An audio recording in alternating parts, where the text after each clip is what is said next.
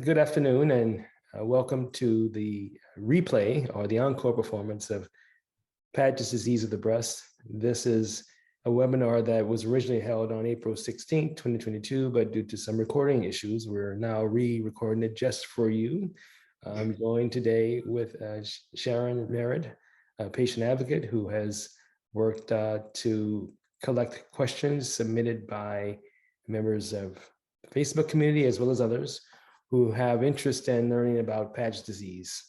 Sharon, thanks very much for submitting the questions. Do you have any comments you want to make before we get started? Just that it seems like there's a lot more people coming up with Padgets these days, and a lot of doctors that don't know anything about it and are giving them the wrong referrals. So hopefully after this webinar, it'll be a bit clearer to patients what needs to be done. It is a relatively rare event, but I think you're finding everyone who has it or who is suspected of having it. And so it might seem like a common event, but it actually is one that's not so common. In any case, why don't we start with your first question? What exactly is Padgets? Well, that's a very good question. And to help with that, I'm going to show you just a couple of slides to help you understand what the process is and how it comes about. But this is the story behind Paget's disease. Basically, it's a way in which breast cancer develops in the skin of the nipple or areola. It usually arises, and this is the more common theory, that it arises within the milk ducts, which you see on this image. This is actually a profile view of a nipple. You see here the surface of the nipple, which is the yellow skin. You see the dermis, the place under the pigmented skin shown here. This is the milk duct that opens onto the surface of the nipple. And with Paget's disease, the epidermotrophic theory is that it arises within the milk ducts shown here, and then the cells migrate along the lining of the milk ducts until it reaches the dermis of the skin, and then it extends generally from the nipple outward towards the areola. That's where it arises in the more commonly held view. There's also another view called which is called the intraepidermal transformation theory, which acknowledges the fact that there are some stem cells within the skin itself. These cells may be within sweat glands, or they may be within sebaceous glands on the skin of the nipple or areola, which contain Toker cells, which is a particular cells that may develop into cancer cells. And it basically is breast cancer arising in the skin of the nipple or areola from Toker cells that then grows in a very slow way. It's just that in the epidermotrophic model, there's usually something within the breast that gives rise to the nipple problem or areola problem. In the case of the intraepidermal theory, the problem arises in the skin, and there's not necessarily a problem within the breast that explains it. That's basically what Paget's is. It's a cancer that arises within the breast that emerges onto the skin of the nipple areola, or one that originates within the skin of the nipple areola. It is technically stage 0 breast cancer. As you can appreciate from the images, there is no invasion of these cells into the surrounding breast tissue, which would be the breast parenchyma here. The problem is confined to the milk duct or to the surface of the skin. So it is an in situ or stage 0 breast cancer, not a stage 1 or higher breast cancer. There might be a stage 1 or higher breast cancer component somewhere in the breast, but what we're looking at in this image and what you see on the surface of the skin with Paget's disease is this phenomenon. I have one more slide to show you kind of how this looks under the microscope. So this is a cross section of the skin of the breast. What you see is this really kind of pink layer, which is actually a microscope view of the dried surface of the skin. It's the scaly part that easily comes off. And then underneath that is the actual dermis, the pigmented skin that is alive. And what you see in this image is a layer of normal skin cells that's been infiltrated or penetrated by these pale cells with these large sort of nuclei. We call these nuclei here. But these pale cells are Paget cells that have invaded the surface of the skin. They're not down in the breast, found down in the breast tissue here. They're not in this location. They're actually in the skin of the breast, growing from the nipple outward. So this is what we look to find under the microscope when we're trying to explain what we're seeing on the skin or areola of someone with Paget's disease. Hopefully that answers your question.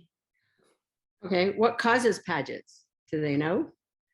Well, like most breast cancers, the cause is multifactorial. There's not a single cause that you can say gives rise to Paget's. Apart from this, intraepidermal trophic theory, where there's a thing in the skin itself that can form into Paget's disease, we still don't have an understanding of why that happens, what life event, what risk factor causes that.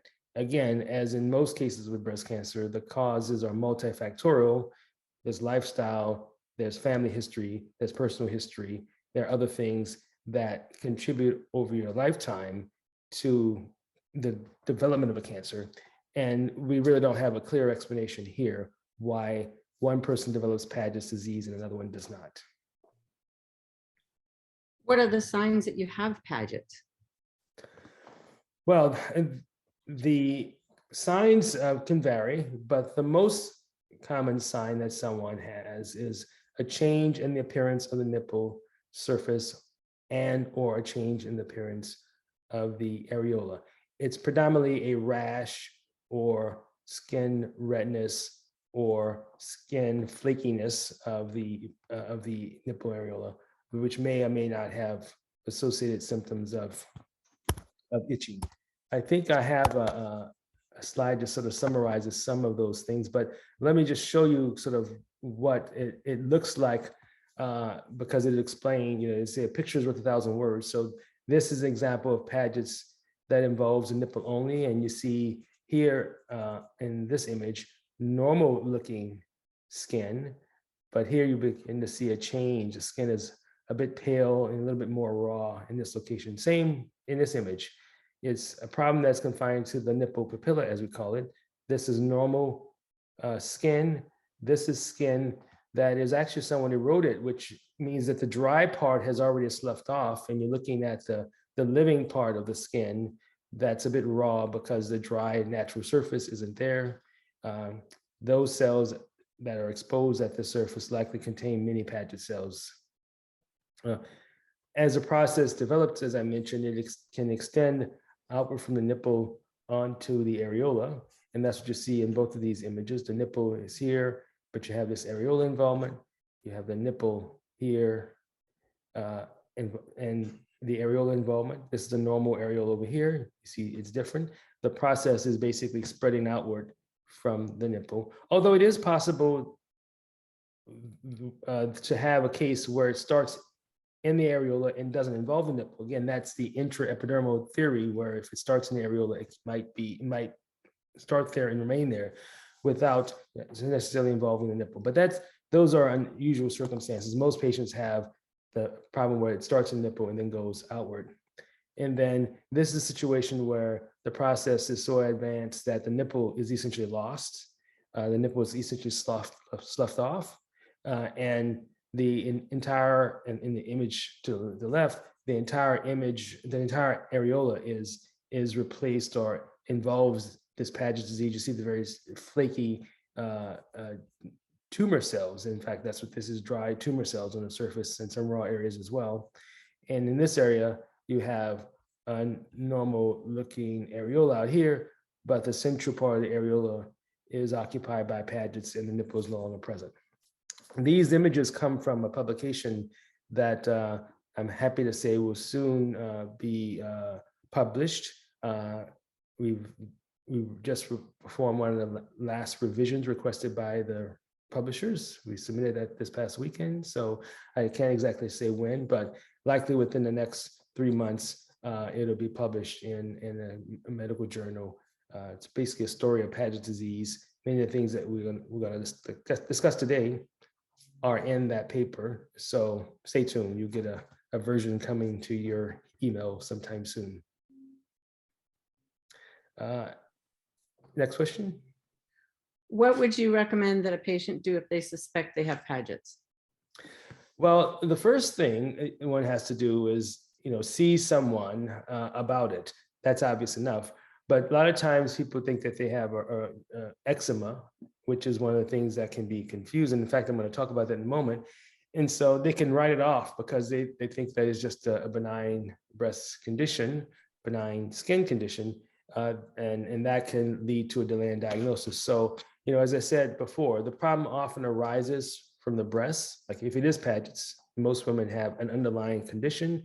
So making sure that you have recent mammograms or ultrasounds to evaluate the breast to make sure that there's not an undiagnosed cancer. Even if the mammograms and ultrasounds are normal, the workup of the problem should continue. Someone has to make a decision about what it is. And then if it's not clear, perform a biopsy in order to get a definitive tissue diagnosis. This image shows you what I mean by that. This is not a biopsy of a nipple or an areola, but it's a skin punch biopsy, simply displaying the technique. What we want to get in making the diagnosis of Paget disease is a full thickness biopsy through the dry skin, through the, which is the pink part, as you remember in that image, to the fleshy part, so that we can capture some of the Paget cells within the skin if they're present. So that would benefit from having a full thickness skin biopsy so that we can sample the area with enough depth.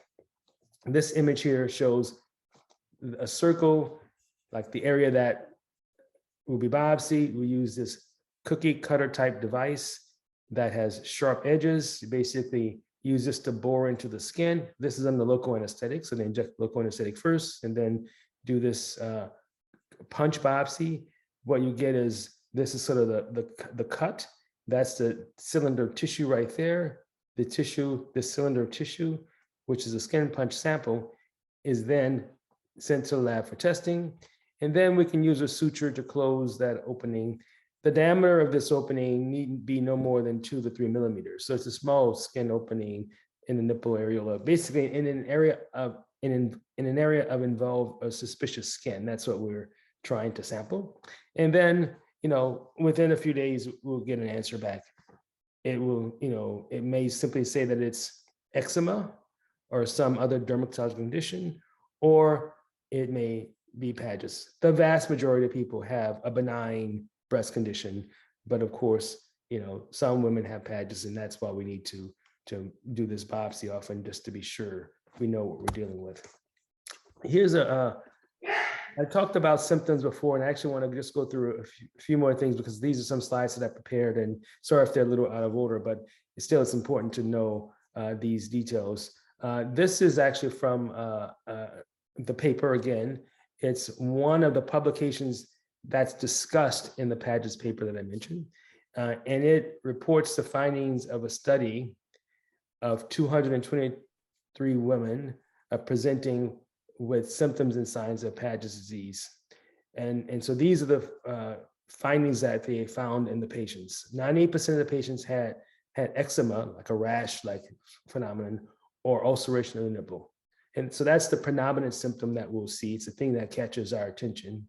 1/3 of those women had abnormal mammograms. Maybe others had abnormal ultrasounds or abnormal MRIs, but at least 1 out of 3 had a suspicious mammogram. Many of them also had palpable findings, 15, and some had a bloody nipple discharge as well, as a manifestation of the process that was happening within the milk ducts. So those are the most common presenting symptoms in that population of patients. There's also a table in the paper that talks about what we call the differential diagnosis. When someone is looking at a patient with suspected Paget's, what are the possible alternative diagnoses if it's not Paget's?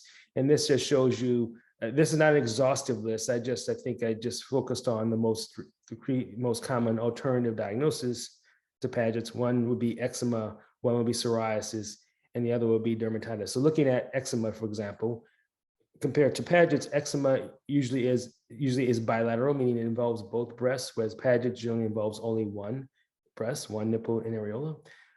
Eczema is more common in younger people, premenopausal, whereas Paget's, just like breast cancer, is more common in older patients. So if they're teen or 20-year-old, likely it's eczema as opposed to, cancer. Whereas if they're 50 or 60 or 70, you're concerned about Paget's disease should be higher. They can still have eczema, but again, that really raises the ante to prove that it's not cancer in that older patient. For eczema, the nipple is usually intact. The problem generally involves the areola and doesn't necessarily involve the nipple so much.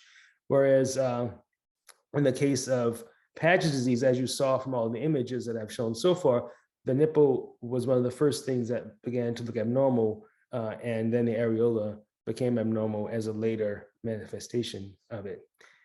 For eczema, it's a skin problem, so there's not necessarily a lump that's associated with it, or at least a lump, underlying lump isn't a cause. People have lumps, but there's not a malignant lump that's associated with eczema. Whereas in the case of Paget's disease, there is often, at least in some subset of patients, a palpable mass corresponding to the malignancy that has given rise to Paget's disease.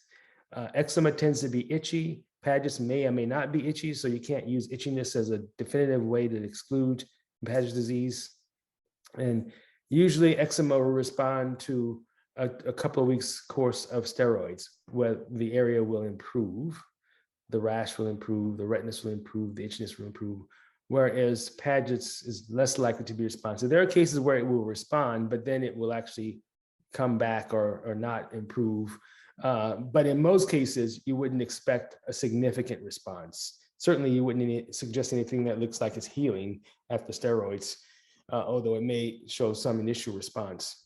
So that's kind of a comparison of Paget's to eczema. If you look at psoriasis versus Paget's, psoriasis tends to have vesicles or pustules, which are basically liquid-filled pimples, if you will, whereas that's not a feature of Paget's. And for contact dermatitis, that can happen from a variety of situations. It can happen from clothes that are worn, bras that are worn, creams that are placed on the skin, or perfumes that apply to the skin. It can cause irritation of the skin, a contact dermatitis. Again, there's not usually a change in the nipple, but there may be, but there's not a dramatic change like loss of the nipple profile, or for example, like you saw in the images that I showed here, the nipple doesn't get deformed from the process usually. And contact dermatitis is often more limited to the areola, whereas for Paget's, it tends to involve, usually starts in the nipple and extends on to the areola. So that's basically the kind of the overview of the symptoms. I know this goes back, takes us back to an earlier question, but obviously they're very important questions to answer and to understand. Next question. What's better, a punch biopsy or a scrape? Does it matter which one? Well, I think you know the answer now. If I go back to this image, if you simply scraped the skin, what you're likely to get is dry, dead skin, which is this part here, and some superficial live cells, but you may not get any of these Paget cells down below. So I'm not saying it is not possible to get a positive result from a scrape. It's just that a negative result from a scrape is not very reassuring, because you simply might not have gotten a large enough or a deep enough sample. The best sample would be from taking a full thickness biopsy from top of the dermis down to the bottom of the dermis, and that's with a punch biopsy. There are also situations where maybe it's not in a position where you can easily perform a punch biopsy, in which case we basically do what's called a wedge excision, where we actually take a knife and excise a segment of skin or a section of the nipple, and then use sutures to close that. But again, either approach is about getting a full thickness sample of the specimen, and that's best performed. I mean, I think, you can certainly do this in a dermatologist's office, but they tend to perform scrape biopsies. They can perform an incisional biopsy. So if you're seeing a dermatologist, you should insist on an incisional biopsy or a punch biopsy. Generally, surgeons will perform a punch biopsy. These are tools that we commonly have in our offices.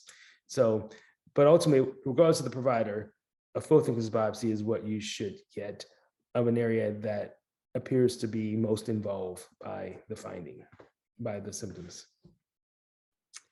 Does Paget's always present with skin problems?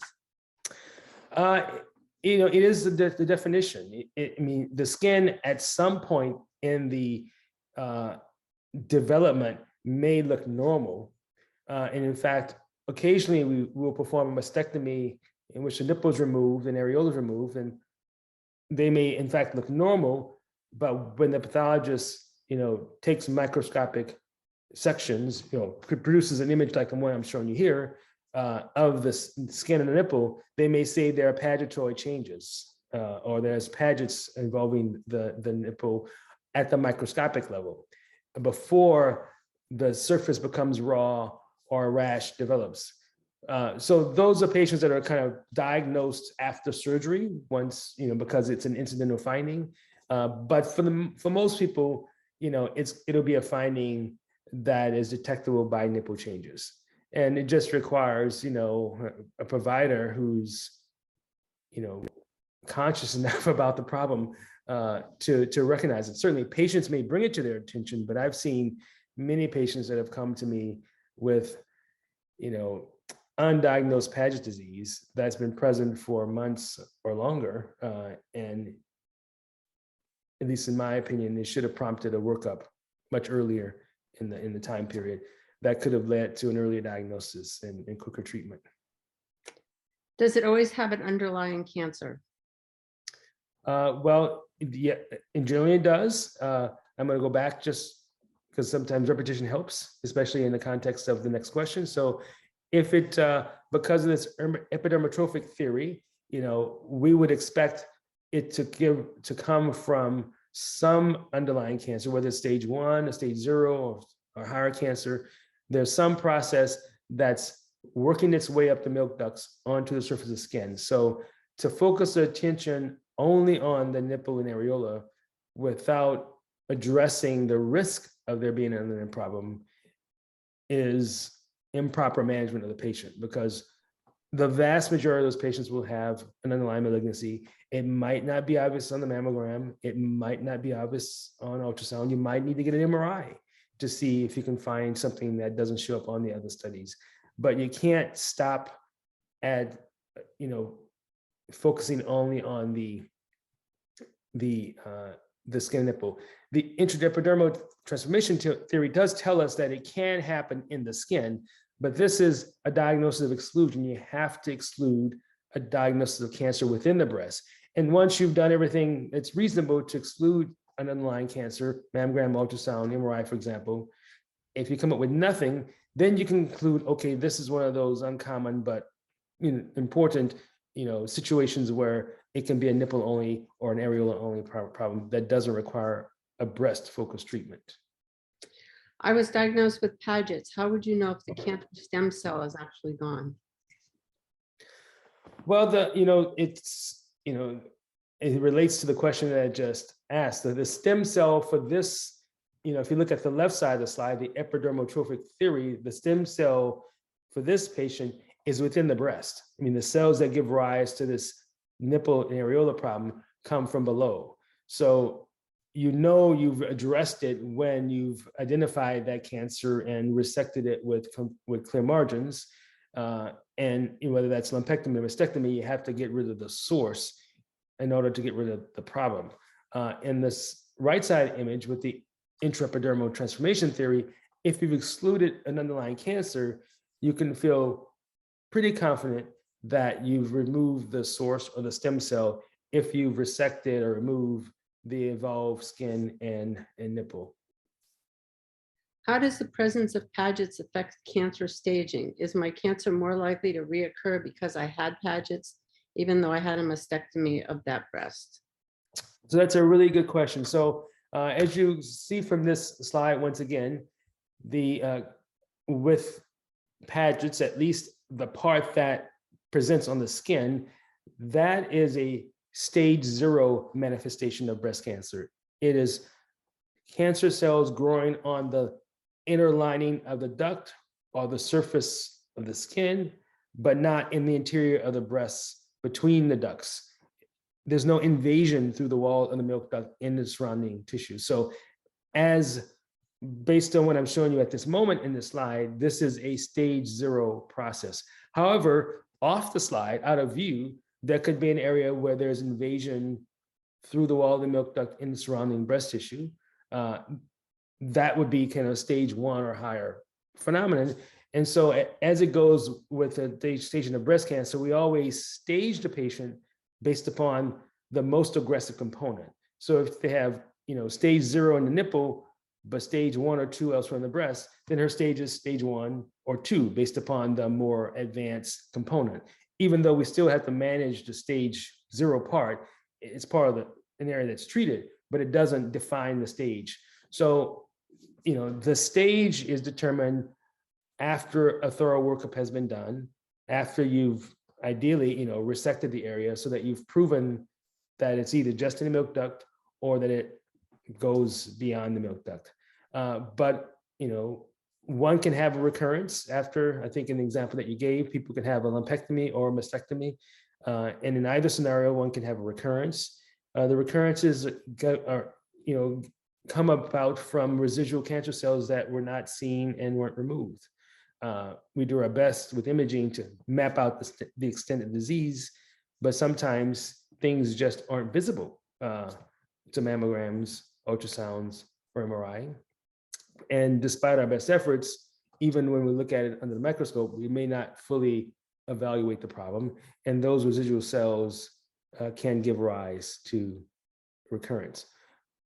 Often we recommend what we call adjuvant therapy, something in addition to surgery, whether that's chemotherapy or anti-estrogen therapy or radiotherapy. There's situations where one or more of those things will be needed as a way of managing that risk of recurrence. But even, when you use all that you have available, there are some patients that will experience recurrence because, cancer always starts off hidden. It always starts off microscopic. And there's a point at which it just is undetectable unless you happen to cut through the right spot and give that to the pathologist and enable them to see it. So is Paget's itself can reoccur or the underlying condition reoccurs? Both can happen. Okay. Obviously, you can have a recurrence in the breast. That is what happens, most commonly it's a recurrence in the interior of the breast, and then that can spread through the nipple onto the surface. Okay. If someone has a mastectomy, say they have a nipple sparing mastectomy, and no one recognizes that they have an abnormal nipple, or it just might be normal at the time, there are milk ducts that are left in the nipple. Recurrences of breast cancer and after nipple sparing mastectomy are pretty uncommon because less than 1% of cases, but still there can be some residual cancer cells, here in the surface, or rather near the surface of the nipple. The breast may be removed for the nipple sparing mastectomy, but the residual lining of the duct can be the source of Padgets later. So those are just some examples. Or if the nipple is removed, but there's some cells left in the areola, then those areola cells can become a source of recurrence. Should a nipple be removed once it's been diagnosed with Paget's? My previous oncologist didn't bother to do so. Well, I think, just as I discussed a moment ago, if you don't appreciate that, well, to conclude that someone has Padgets, but not provide a nipple-directed therapy is substandard. Now, we do know, and I've discussed in the literature, in the publication, that there are non-surgical ways of managing Paget's disease. These are not standard, but it's been done. There's some experience, and based upon very limited cases, using radiation to treat the nipple areola has been shown to control the problem. There's also photodynamic therapy, one of the non-surgical strategies that's been used as a way of treating the skin manifestation of Paget's disease. There are relatively few patients that have been treated in the world with these approaches, but I'm just saying that in both scenarios, there was a nipple-directed therapy. But to simply treat the breast and not pay attention to an abnormal nipple leaves the patient at a very high risk of recurrence. And I think that the most common way we manage the nipple is to remove it. But for someone who refuses that, or there are a couple other strategies that are being looked at. One is radiation, another is photodynamic therapy as a way of killing the Paget cells in the skin and nipple without removing the skin of the areola or nipple. If you have surgery to remove the nipple, do you still need chemo or radiation? So yes, and in a moment, I'm going to show you some ways that we manage it surgically, but the treatment that, as in all other cases of breast cancer, the need for chemotherapy or the need for anti-Her2 therapy has nothing to do with what happens to the breast surgically. If the cancer characteristics are such that chemotherapy is needed or anti-estrogen therapy is needed, then it doesn't matter if the patient has had a lumpectomy, doesn't matter if she's had a mastectomy. It is not dependent on the type of surgery that's been performed. The purpose of chemotherapy, the purpose of anti-estrogen therapy, the primary reasons that we give them is to treat cells that might have already left the breast. So it's to treat the rest of the body. The breast may benefit from the treatment as kind of having a bystander effect, so the tumor may shrink. There are benefits that the breast can get, but the primary focus of the treatment is to treat the rest of the body. Get it out to places where you can't simply remove. Get out to places where there may be a tumor cell in the liver, or tumor cells in the blood, or tumor in the bone marrow, or tumor cells in the lung. That's where chemotherapy and anti-estrogen therapy given to target those areas. So if someone has Paget disease and have a stage 1 breast cancer or stage 2 breast cancer, whether or not they have a lumpectomy or mastectomy, they'll be advised to have the appropriate systemic therapy, drug therapy, so that they can treat cells that already might have left the breast. What are the demographics of women who get Pagets? Age, race, etc.? There's not really a lot of data on some of those things. We know, as I mentioned, that it tends to happen in older patients, but breast cancer also tends to happen in older patients. The median age is in the late 50s or early 60s. So that's when cancer is more likely to happen in someone's lifespan. That's when Paget's disease is more likely to happen. Postmenopausal women predominantly. But there's no clear association that I've been able to identify with, that's based on race or other risk factors. It seems to be primarily just an issue of aging being the primary risk factor, as it is for cancer, but nothing that is uniquely associated with Paget's. If Paget's is suspected, why not just go straight to biopsy? Why bother with an expensive MRI, which might or might not indicate Paget's? Well, you can go straight to a biopsy, but you just can't stop there, because you may diagnose Paget's in the skin, but completely miss the fact that there's an underlying stage 1 or stage 2 breast cancer in the breast. You might end up, removing the nipple and areola and leaving behind an undiagnosed cancer. So, if there's a cancer in the breast, likely the Paget's part is the least important part. It's important in terms of managing it, but the Paget's part is stage 0. What you want to know, because it's going to affect your overall treatment, is there a stage 1, is there a stage 2 or more part of in there? So if you only focus on the least important part, then you may miss something that's far more important, a higher stage component of the cancer. And of course, if you only focus on the skin and nipple and don't take the extra measures to rule out a cancer within the breast, again, mammogram, ultrasound, possibly MRI, then you likely face a recurrence. You can stop at a mammogram or ultrasound if it shows the problem, but if they're normal, an MRI is needed to make sure that you haven't missed something, that the mammogram and ultrasound haven't missed something important. I'm wondering if they know the reoccurrence rate for Paget's and what the reoccurrence rate is if it's the nipple area only and it's removed. And is the recurrence rate based on Paget's or the cancer found underneath in the breast tissue or both? Which I think we kind of answered already. So it's a little complicated. I can't give you a straightforward answer, but I'll tell you that I'll defer the answer to some degree. I'll say that in the publication, I review a number of published articles that have discussed, various treatment strategies for treating Padgets and the results of, the local recurrence rate after that. So that information is forthcoming. But I'll give you a general answer, which is that,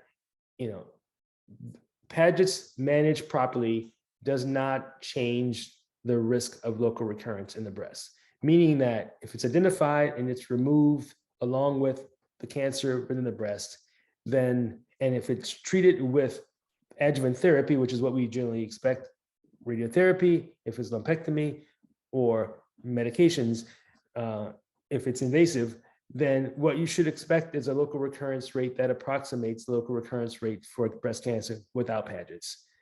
For most stage 1 breast cancers, the local recurrence rate at 5 years is less than 5%. At 10 years, it's generally less than 7%. So it's a low risk of recurrence for a breast cancer treated with removal, lumpectomy, radiation, and medication. That's what we generally see. If someone omits radiation or they omit medication, then the risk is higher. The need for radiation is higher for younger women, lower for older women. The need for medication is higher for more aggressive subtypes of cancer, less important for less aggressive subtypes. But ultimately, once you figure out the patient's age and tumor stage and tumor characteristics, their aggressiveness, you can get an idea of how important those other measures are, medications and radiation, and adding those other treatments will reduce that risk significantly. Still want the slide up? Not necessarily. What's our next question? I had an introductive papilloma removed from my breast. I've heard there is an increased risk of Paget's. Is there any truth to this? So I'm going to go back to slide. So there is no direct association between a benign introductive papilloma and Paget's. However, papillomas can develop into cancers. That's one reason why we remove them when they have some atypia, some feature that looks like they're trending towards cancer. And papillary papillomas usually arise in the breast within the last 3 or 4 centimeters of the nipple ducts, basically in this region. So just by their proximity to the nipple, if the papilloma develops into a cancer, there's a much higher chance it'll be somewhere about here. And if it goes undiagnosed, there's a much higher chance that it will manifest as having Paget's disease. So it's not that the papilloma has this unique ability to cause Paget's. It's just that those cancers tend to develop near the nipple, and the closer you are to the nipple, the more likely there is, if there's spread along the ducts, that it will extend to the nipple surface. So that's why there's association, but that association is with cancers associated with papilloma, papillary cancers, as we call them, not benign papillomas. There's no risk in the situation of benign papillomas. When patients have symptoms of Paget's, how frequent do they test positive for it? Well, it should be nearly 100%. Again, it's sorry to keep replaying this slide, but it helps to sort of show the slide when we talk about it. If someone is diagnosed, they're diagnosed because their clinician had an impression or that it was Paget's, or the patient had a suspicion it was a Paget's, and then a biopsy was done, and the biopsy got the right part. Now, it's possible that the clinician will biopsy an area, like in this image.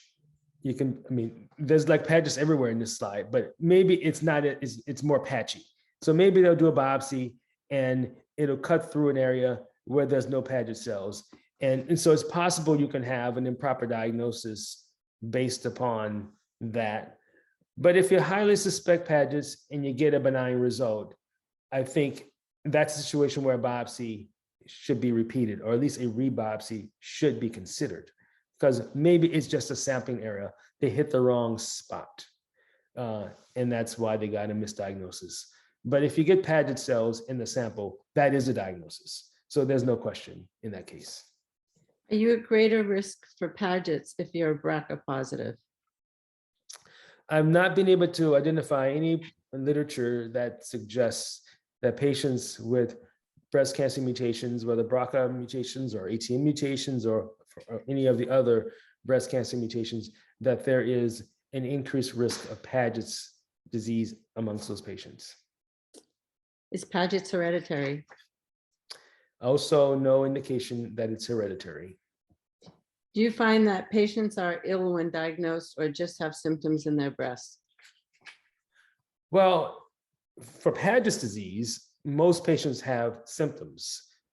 They have the symptoms that we discussed earlier, whether it's the rash of the nipple, the flakiness of the nipple, maybe itching of the nipple, this raw red surface of the nipple areola.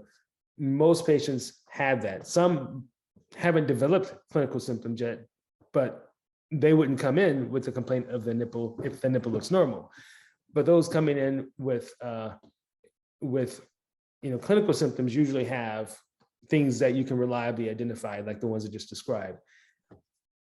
Apart from patients that present with obvious nipple or areola involvement, most patients diagnosed with breast cancer, most patients who've been diagnosed with breast cancer based on use of screen mammography or ultrasound, most of those patients have no breast symptoms. They have a normal breast examination. They don't have lumps. It's just something that's been found by imaging. At least that's the goal. That's why we do screening mammography and ultrasound. Our goal is to find things before they produce symptoms. And that is the case for most patients. If they don't have a lump, they don't have pain, they don't have nipple discharge, they have a normal exam and something was found because it was detected on imaging. Those patients can still have Paget's. It's just that they didn't suspect it. They had a mammogram that was done, the mammogram was abnormal, and then they came to someone like me who saw, oh, you've had this rash for like 6-12 months. Did anyone ever think it was Paget's? And then we do a biopsy and we prove it's Paget's. So the presenting cause was the abnormal mammogram or ultrasound. The diagnosis of Paget's was an incidental finding that wasn't causing symptoms. The patient just thought it was her normal breast or her normal rash. That scenario I see quite often, that they don't come in because of the Paget's, so to speak. They come in because of the other thing that developed. And in examining them, examination of the nipple and areola, that's part of a normal breast examination. We're looking for these signs or symptoms. And often, I recognize something that is obvious in retrospect as a potential case of Paget's. Took me 2 years to find somebody that agreed with me that mine was Padgets. Too long, too bad it took us 2 years to meet up. Yeah, really. You're the first one that recognized it. And I kept telling doctors, I think this is Padgets. No, it's eczema, it's whatever. But anyways. Well, it matters, the physician you see, and breast experts should see this problem somewhat often. When we see patients with breast cancer, we have an enriched population of patients with the worst symptoms. That's what we see. Whereas your primary care doc, they may see a Paget's every 5 years because they have this large population of people. They see mostly patients with benign conditions, not necessarily cancer conditions. And someone comes through and they may assume it's the last 20 or 30 cases of eczema that they saw in the past. So we do have a bit of an advantage because our population is, people that weren't successfully managed with steroids, or patients that didn't have an abnormal imaging finding. But it is what it is, that you come to a specialist because hopefully they have more experience in the area that you're dealing with. And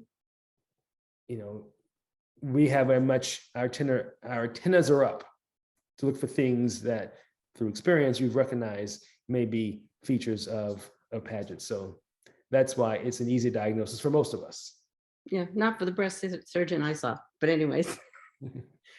Does Paget's make even benign looking masses suspicious? It does. I mean, you first have to make, I mean, so if you have Paget's, or rather, if you have an abnormal looking nipple and you ask the question, is this Paget's? Then you first want to look for an explanation. So if a benign mass in the breast that might not have caught your attention before gets greater significance, because you have to make sure, number one, that that's not Paget's, and number two, that that mass isn't malignant. If you have someone with a proven diagnosis of Paget's, you're even more, concerned that a mass might be the original source of the problem. Now, people have many benign masses, so just because they have a diagnosis of Paget's doesn't make a benign mass a malignant mass, but the responsibility to making sure it's a benign mass is even greater, especially if you haven't found the cause of Paget's. If there's not another obvious cause of the Paget's, then you have to take extra measures and make sure that the thing you assume was benign is not actually the source. We still need the slide. Thank you. I realize it's individualized, but what is most often recommended? Lumpectomy with nipple removal, mastectomy, or double mastectomy? It is indeed individualized, and for the most part, it's driven by two things. The treatment is driven by the extent of involvement of the nipple and areola, and is driven by the extent of involvement of the rest of the breast. If it's a small lesion in the breast, if it's amenable to lumpectomy, then the source can be managed with lumpectomy, and that can be combined with removal of the nipple and or areola. If the area of breast involvement is extensive enough to require mastectomy, then mastectomy should be performed in the breast, and then the nipple should be and areola should be managed as well. So both of those things must be managed, both the risk in the skin and the extent of the skin and the extent in the breast. Earlier on, the assumption was that those patients needed to be treated with mastectomy, but we're much more comfortable now treating patients with lumpectomy, as long as we can determine the extent of disease with imaging, plan a lumpectomy operation and remove it with clear margins. I do have some slides to show some surgical strategies. So this is what we call the central lumpectomy. This is someone who presented with Paget's disease. It's very subtle. You can't really appreciate it in the image. But the point is that there was a mass that arose under the nipple, kind of like the papilloma example, where the papilloma developed into a cancer, and then the cancer extended into the milk ducts. And this case of Paget's was actually diagnosed by the pathologist, who saw under the microscope that there were Paget cells in the skin. It wasn't so obvious externally, but it was a problem. But in any case, if the skin had been more obviously involved, the strategy would have been the same. We would have resected the involved skin, the involved portion of the areola, and the underlying mass, which is right under the areola. So this is a lumpectomy that involved removal of the skin and nipple. And as you see in image C, the incision soon after surgery, and then this is some months or years later. You can see that this incision is healed, and this person, although she did not choose to do so, she had the option of having a nipple reconstructed or nipple tattooed, so she would have what looks like an obvious nipple on that side. But in any case, she was happy with how she turned out. She also received radiotherapy as well, because she had a cancer diagnosis, and a lymph node biopsy as well. But this is one strategy, the basic strategy, a central lumpectomy, which works when the tumor is close to the nipple or areola. It could be a larger lumpectomy as well if it's a little farther away. But this is the most common strategy that we use today. Another strategy, and in fact, one of my favorite operations, as I mentioned previously, is what's called the Kosadi procedure. This is a way of removing the skin of the nipple and areola, as well as a very thick layer of breast tissue underneath, because when removal of more tissue is required. It's one of the procedures that's in the category of an oncoplastic procedure, meaning that it's a procedure in which a cancer is removed, but the breast is remodeled or reshaped to compensate for the volume loss resulting from the cancer removal. This is sort of the, actually, I'm going to go back because the slides are a little out of order, but this is the patient originally presenting. This is her areola here. Her nipple is not obvious. We saw this picture earlier. This is someone whose nipple was effaced or missing, and the areola was entirely involved with Padgets. There was also a tumor underneath, extending deeper into the breast. And so the surgical plan was to resect the nipple and areola, basically a cylinder of tissue from the nipple into the deep part of the breast, or the areola into the deep part of the breast. And then the plan was to utilize the skin below the areola to replace the areola, and to do so by basically shifting this tissue here upwards into that position. This is the first step in the operation. We kind of, what we call de-epithelialize, take away the pigmented layer of the skin, because ultimately this tissue here will get tucked into the inside of the breast, and we don't want to have skin inside the breast because it would do some strange things. But we kind of denude the skin here, leaving behind intact skin here. And this again is the part that will be resected because it has Padgets. Now you see kind of the cylinder of tissue that's being resected. This is the skin that it has Padgets. This is the breast tissue inside of which there is cancer in the breast. This specimen is being removed. And then go back to the previous image. We have the appearance of the lumpectomy cavity that resulted from removal of the areola and underlying breast tissue. And then an incision is made full thickness from the skin surface down to the back of the breast, so that this part of the breast can be lifted up from the breast. And so now we see that part of the breast, that lower outer part of the breast, I'm basically holding it in between my hand, between my thumb and fingers. Ultimately, this will be shifted, like rotated clockwise upward, until this areola falls into position here. And that's where you see this new areola, which is from skin from the lower part of the breast, is shifted up to fill the space that was once occupied by the natural areola. And then we use some staples to kind of secure it in position. And then we basically suture it so that ultimately at the end of the procedure, you have an areola that is created from skin from the lower part of the breast. The suture line is there. This is a patient soon after surgery with some bruising. And this is a patient about a year after surgery. And you see that she had really an excellent result in terms of breast contour. Her areola has been replaced. This procedure is a version of a mastectomy procedure, so it comes with a bit of a breast lift. So she has a little bit of a lift on this side as well compared to her other breast.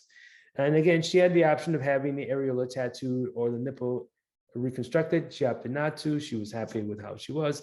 But this was really making kind of a, a really nice situation out of what was a real problem for her, because whereas most people would have looked at this and said, well, why don't we just perform a mastectomy, remove the nipple areola? It didn't really require removal of her breast. And she actually got a really nice aesthetic result, despite having had a fairly large amount of tissue removed, including the areola. So that's a Kosadi procedure. And it's a procedure that I frankly enjoy doing when it's necessary to do it. It's a great way to manage Paget disease in someone with disease limited to the central part of the breast, but that also involves the nipple and areola. I had one other example of surgical management of the breast in a patient who desired to avoid mastectomy. This is a patient who had a tumor in the central breast. it was underneath the nipple, extending into the breast. She did not want to have surgery, at least not a full-on surgery like I just described. And so I proposed, and she was interested in cryoablation. So I proposed a strategy whereby we would use cryoablation to treat the tumor under the nipple and areola. And so this is basically the ice ball that is from the cryoablation procedure. This is actually the profile of the nipple shown here. So we're basically treating up into the surface or undersurface of a nipple to treat the cancer that was in the interior of the breast. And then subsequently, we perform an excision of the skin of the nipple and adjacent areola so that we can manage the nipple areola problem. And that was done, and this is the incision healed. So this is a portion of the remaining, the left and right are the portions of the remaining areola, but the nipple and central part of the areola were removed. And again, the cancer underneath was treated with cryoablation. So this is sort of a blend of a non-operative management of the breast tumor and an operative removal of the skin, but that skin and nipple thing was resected, in the office. So it didn't require full-on surgery. It was just an excision of those areas after cryoablation was completed. Is there ever reason to do a single or double mastectomy for Padgets? There are reasons, and the most common reason is that they have a multifocal or more extensive area of cancer in the breast. The examples that I showed you, these 3 examples that I gave you, are all cases of people that had disease that was fairly limited to the subareolar region of the breast, the region near the nipple areola. Those patients can, in most cases, can be very easily treated with some version of a lumpectomy type procedure. But there are others with more extensive disease extending out over a large portion of the breast, whether it's stage 0 breast cancer or stage 1 or some mixture of cancers. The idea is if the volume of breast is so large that you can't really do an aesthetic breast conserving procedure, then a mastectomy makes sense. And Padgets on one side doesn't require that you do anything on the other breast, but some people may opt to have a prophylactic surgery on the opposite breast for symmetry, or if they're BRCA positive or high risk or have another reason to consider prophylactic surgery, then it can be performed. But again, the extent of surgery should be driven by the extent of the problem. If it's a localized problem, then breast conserving surgery should be a consideration. And if it's a more extensive problem, then breast conserving surgery in many cases isn't feasible. Lastly, and the examples the first 2 examples, the person treated with the central lumpectomy and the person treated with the Kosadi procedure, in both of these cases, those patients receive radiation therapy. With lumpectomy, generally there is a need for radiation because there's a risk of recurrence in the remaining breast tissue, and we try to manage that risk by adding radiation. That allows us to avoid mastectomy for these patients with comparable long-term results. But if it's a high-risk situation, especially in younger patients, then radiation is increasingly more important. So these patients, this patient as well as the patient that had the central lumpectomy, they receive intraoperative radiotherapy. They receive radiation to the surgical cavity at the time of their lumpectomy procedure. And so that has a lot of appeal to patients as well, because the radiation can be given in that targeted way as a single treatment. For people that don't have access to intraoperative therapy or have a more advanced cancer, maybe positive nodes, then adding radiation to the whole breast is important. Sometimes people opt for mastectomy instead of lumpectomy because they want to avoid radiation, but there are ways of giving radiation in this targeted way that's low risk. And if they're candidate for lumpectomy, then intraoperative therapy is one strategy to give them the benefit of the radiation while minimizing some of the potential side effects of radiation. What qualifies patients for needing chemo or radiation? It's all about the stage and the biology. And in fact, more importantly, more increasingly, it's more about the biology and less about the stage. So I'll change it. It's all about the biology and it's less about the stage, although they do matter to some degree. They both matter to some degree.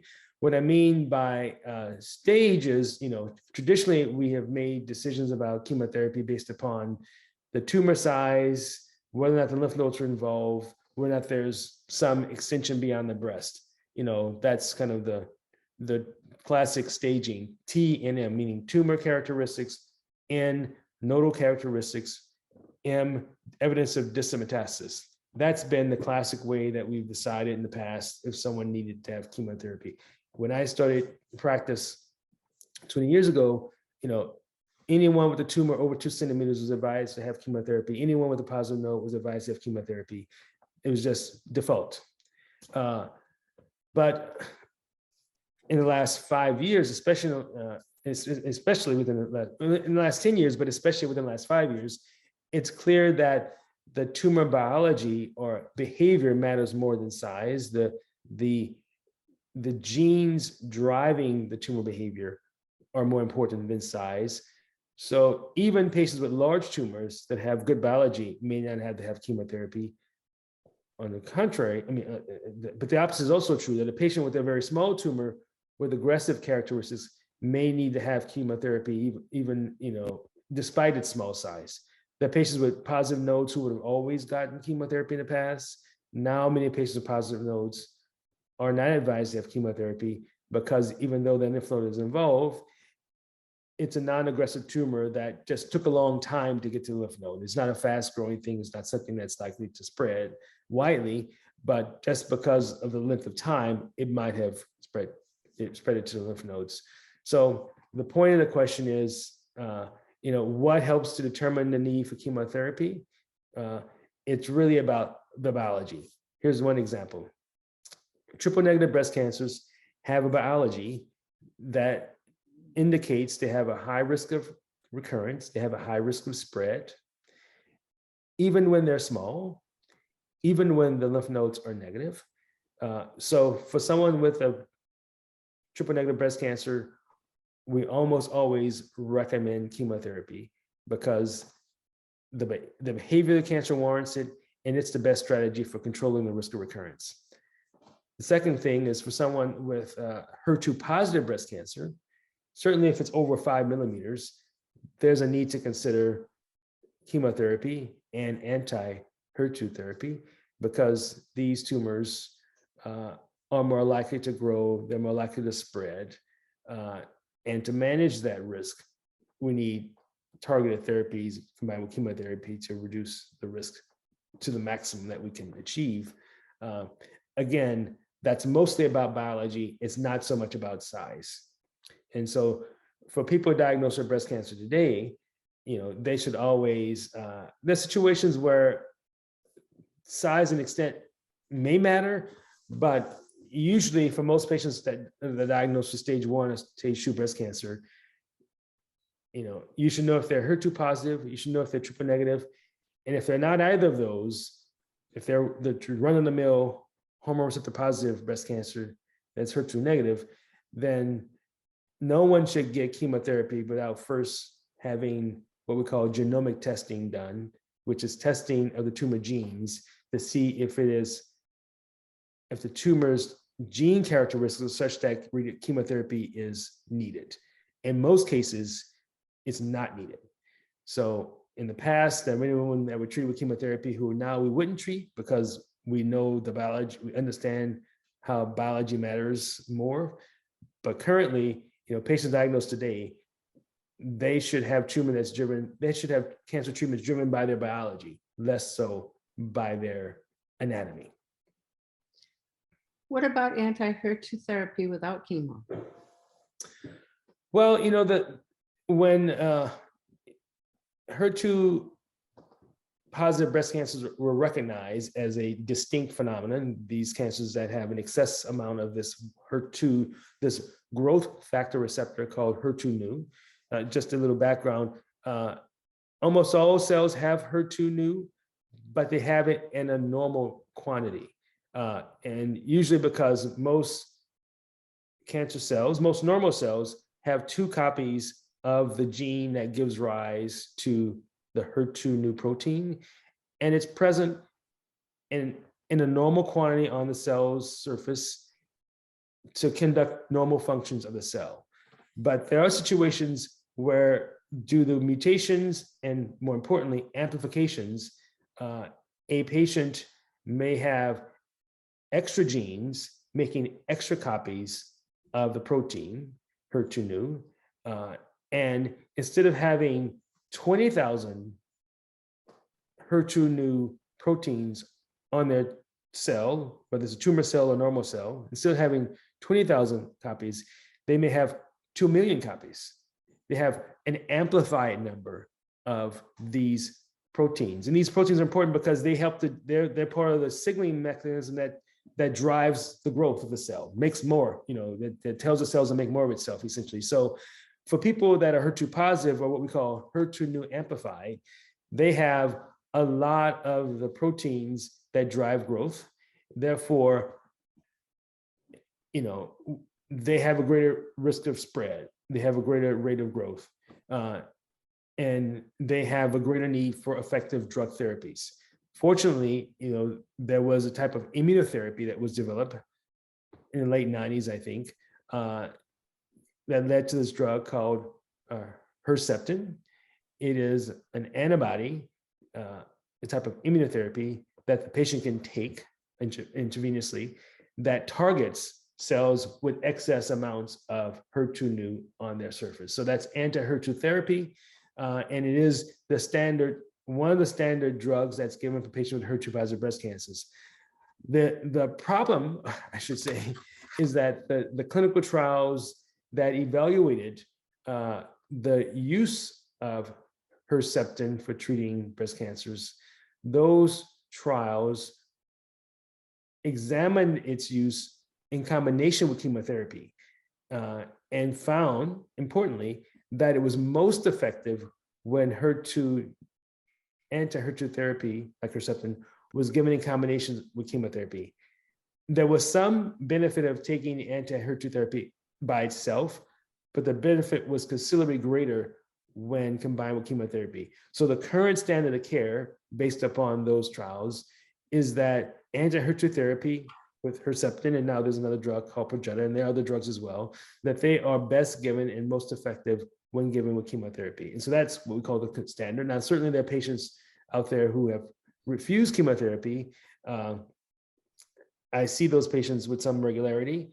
And although taking Herceptin as a standalone therapy isn't the best approach, I at least try to get them to consider taking Herceptin alone if they're not willing to take chemotherapy, because at least there's some benefit potentially to targeting the cancer with HER2 directed therapy, even if they are not willing to take chemotherapy.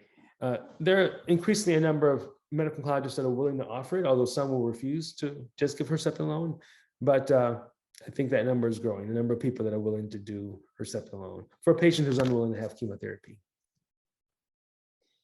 Can we put this slide down? I think people are tired of it. I have scaly skin on my right nipple. It doesn't go away, but it isn't itchy. It can leak sometimes, but I do breastfeed, but I only feed off the left breast. Well, sounds like this comes from a young woman. She's obviously postpartum, and eczema or contact dermatitis are very common conditions in postpartum women, and so it's reasonable for her GYN to conclude that the cause of her symptoms are related to eczema or contact dermatitis. It may happen on one side, it may happen on the other side. It could be a reaction to the breast milk itself. It could be from the trauma and irritation of breastfeeding. It could be from breast pumping. It could be they have underlying allergic conditions that become more prominent while they're pregnant.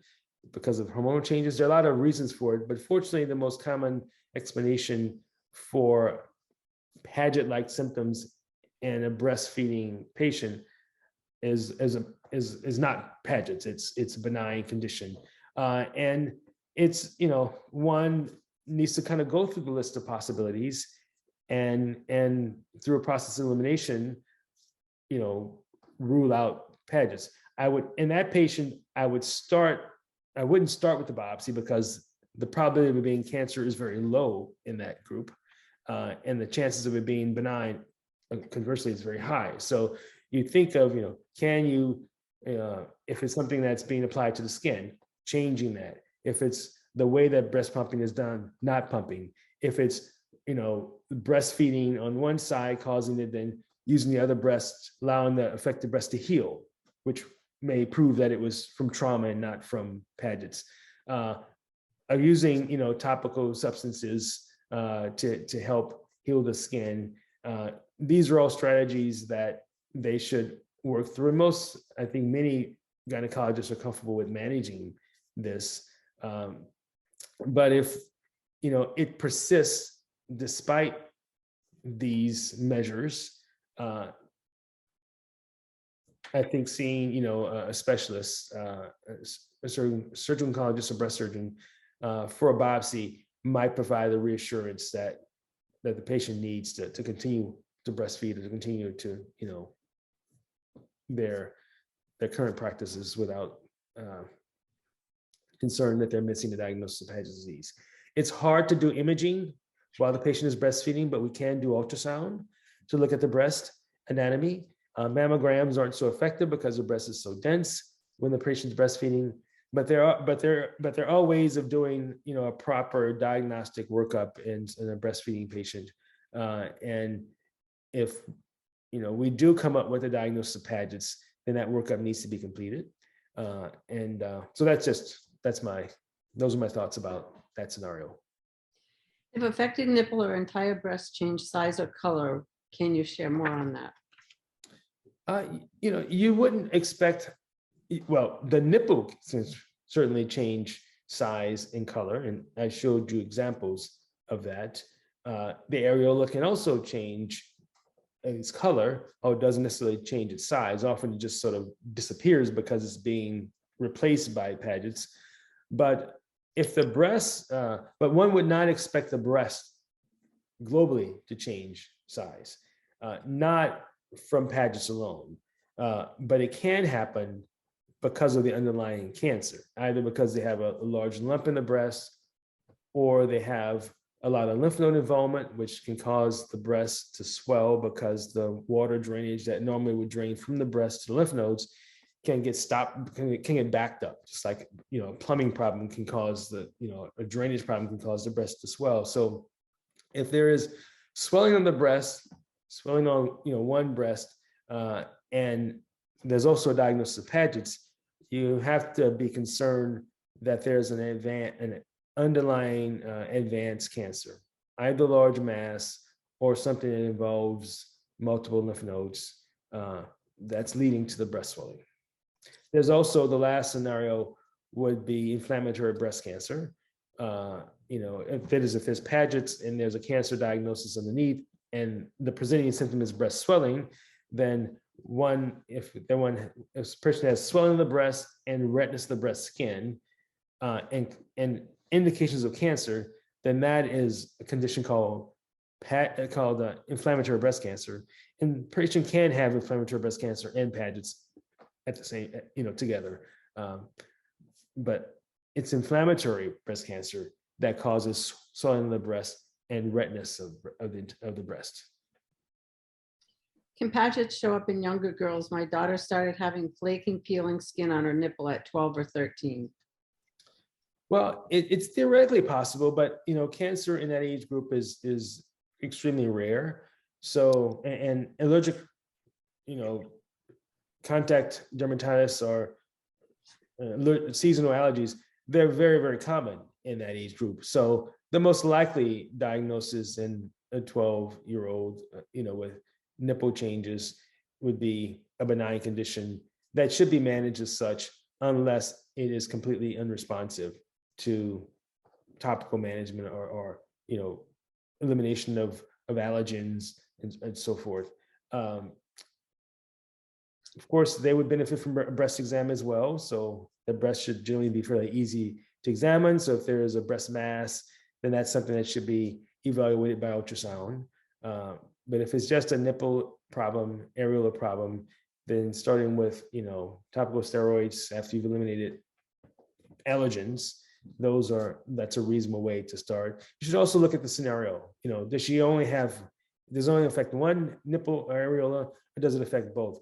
Does she have other signs of allergic eczema, like involving the elbows or knees? Are there are the nipples are just one or multiple sites that are affected? That would certainly be very reassuring. But if she's having a problem in only one nipple and areola, that would be a bit more concerning. You just need to be diligent in making sure that it's resolved. And the exam is done, allergens are removed, steroids are applied, that you get a predictable response. And if it doesn't respond to these measures, then that's a situation where one may consider a biopsy just to confirm the diagnosis. But again, cancer in that age group is extremely rare. So I think the vast majority of those cases will end up being a benign situation. Can you do nipple reconstruction?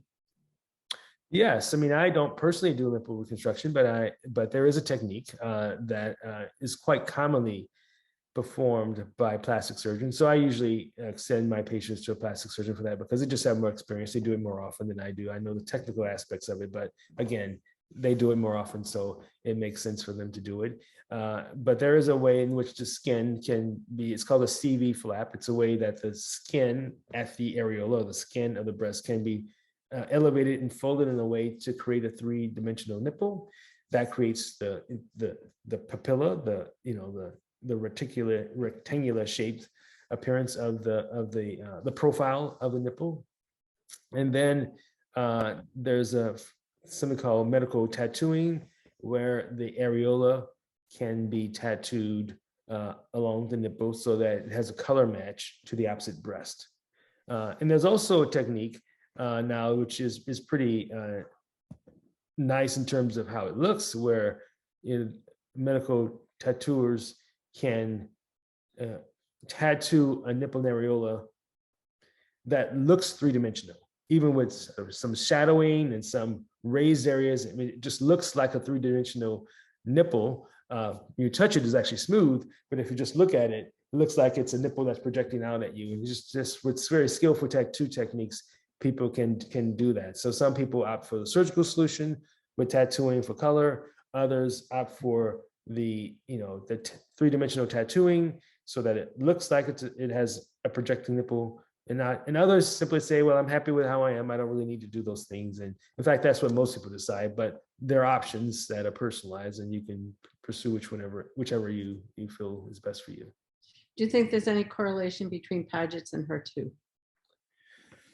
There is a correlation. Now, there's not necessarily, causation, but there is a correlation, and which is that for when we study breast cancer, we usually, for invasive cancers especially, we usually will measure three key proteins: the estrogen receptor protein, the progesterone receptor protein, and the HER2 proteins, because these proteins drive behavior. They also are targets for treatment. So we usually check those three things for invasive cancers.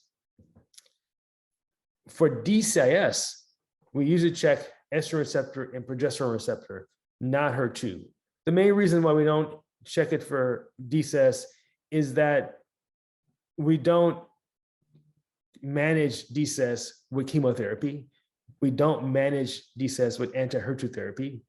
We manage it as kind of a localized problem that can't spread, which it can't. So checking HER2 and treating for HER2 in the setting of Dcis is not a standard treatment. But what you know now is that Paget's disease is essentially the Dcis component of a cancer. It's the manifestation of stage 0 breast cancer, like Dcis. And Dcis cancers are commonly HER2 positive, even though the invasive cancer might not be HER2 positive. The same thing is true for Pageants, that the Pageants part of a cancer is commonly HER2 positive, even though the invasive part may not be HER2 positive.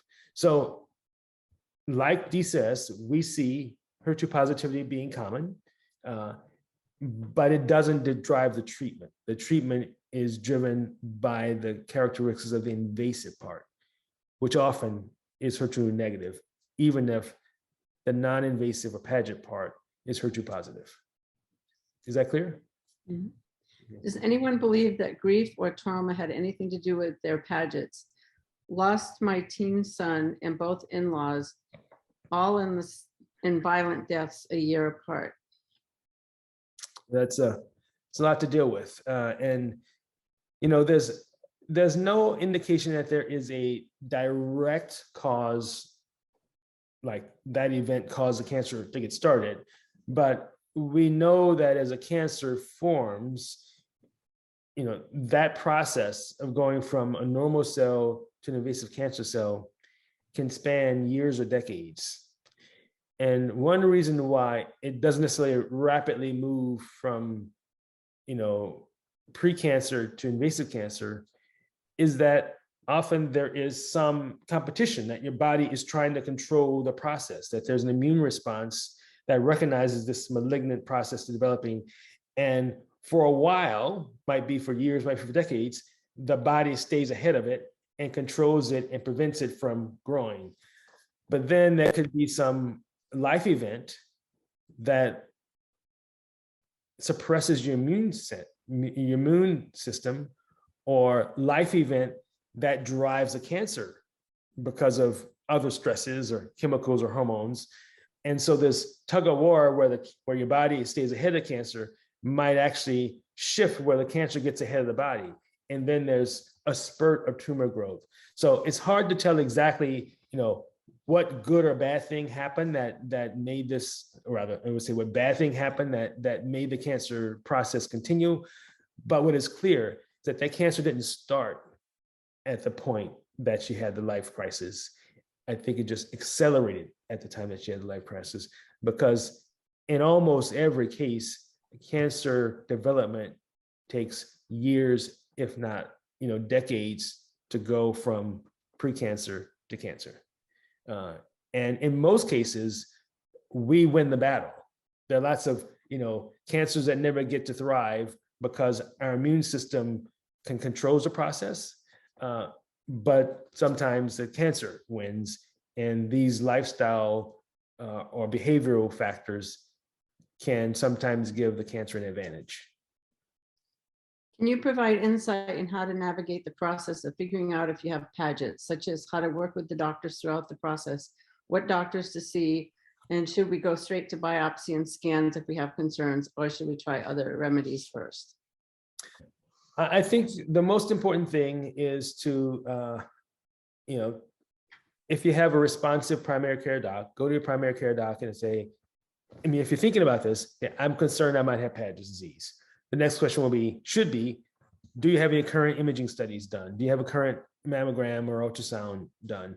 If you don't have current imaging study, that should be the first thing that you should do. Because if we do a mammogram and find a bigger area of concern in the breast, then that should be the focus of the treatment. The Paget is a secondary factor, it's not the primary factor.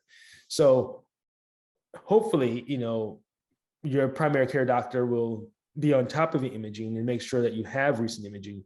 But if you have a new nipple development or another breast symptom, the first question needs to be, do you have recent studies? Maybe they were 9 months ago, maybe we should repeat them now just to make sure that something hasn't developed.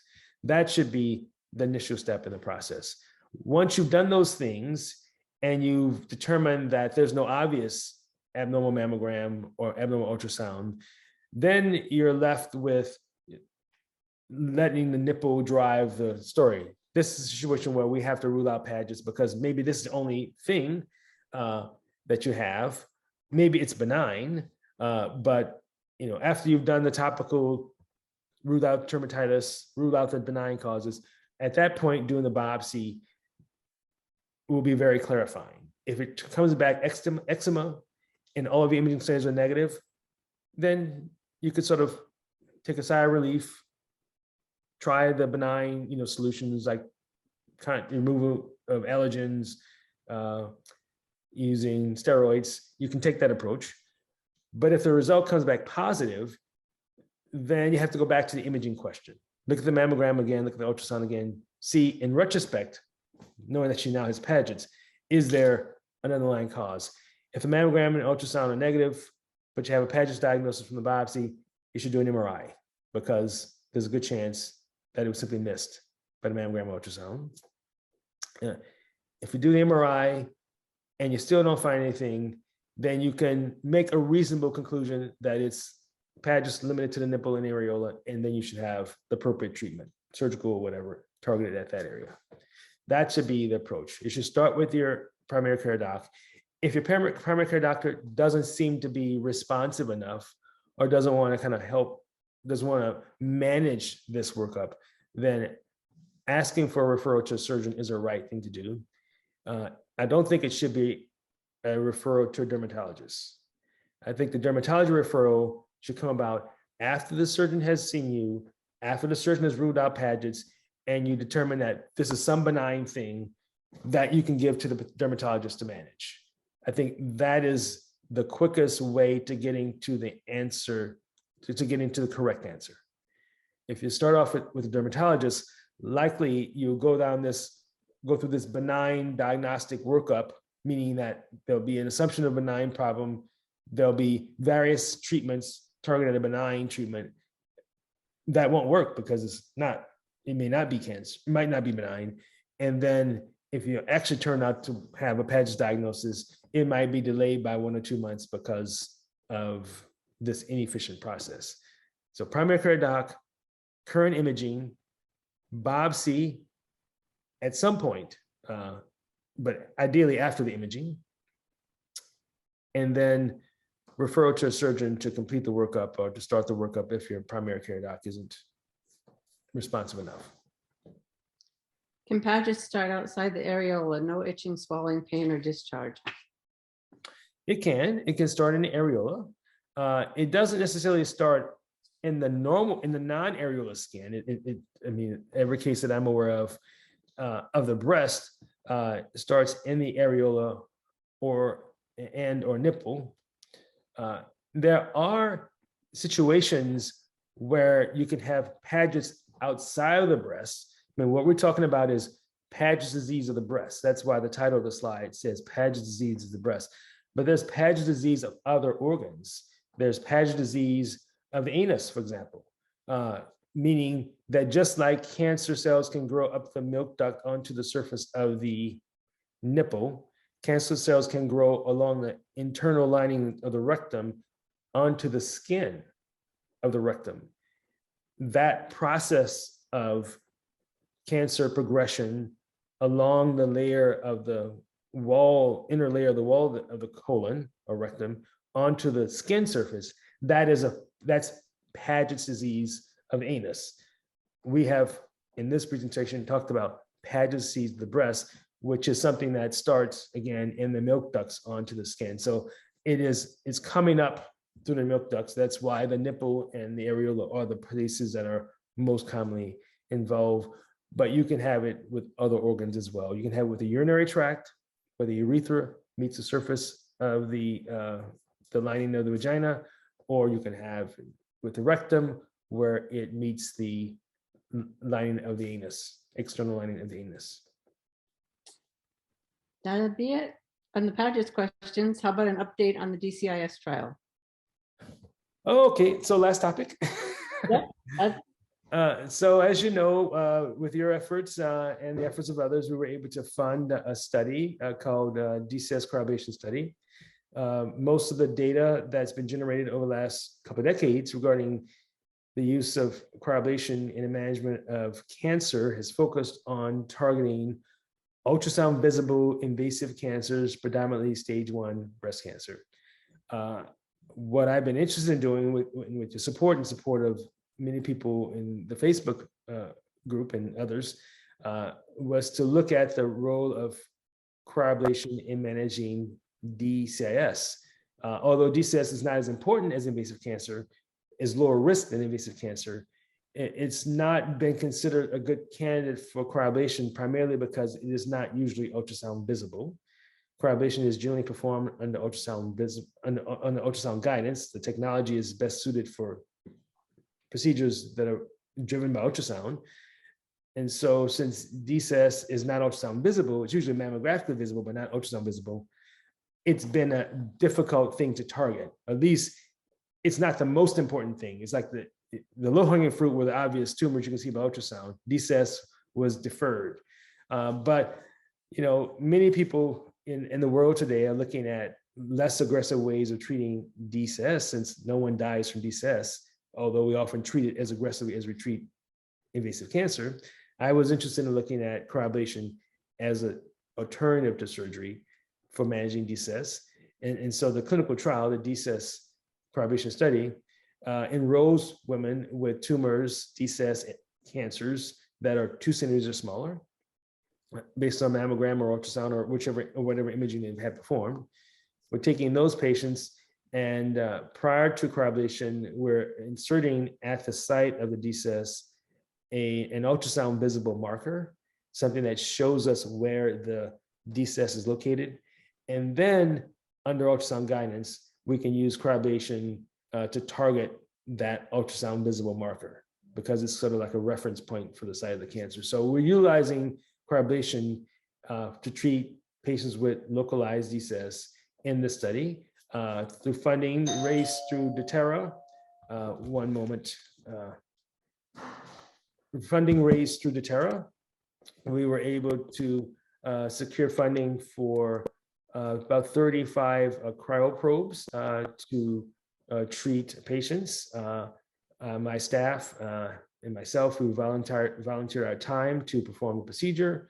We've received some funding through the Corey Foundation as well to pay for the IRB fees related to conducting the study. So through this kind of community effort, we've been able to put together a pilot study to look at roughly 30-something women with stage 0 Dcis who are now treating with cryoablation. We've treated, I think, roughly 10 patients so far.